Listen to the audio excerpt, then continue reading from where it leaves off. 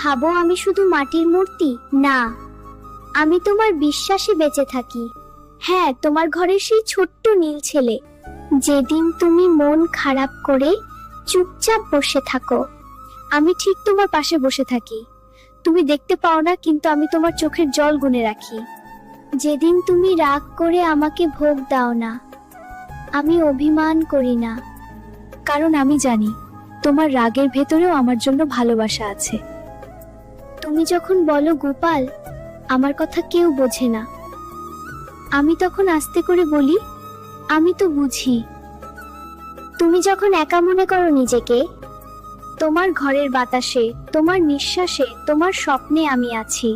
আমি বড় অলৌকিক কিছু করতে আসি না সব সময়, আমি শুধু তোমাকে শক্তি দিই, যাতে তুমি নিজেই লড়তে পারো।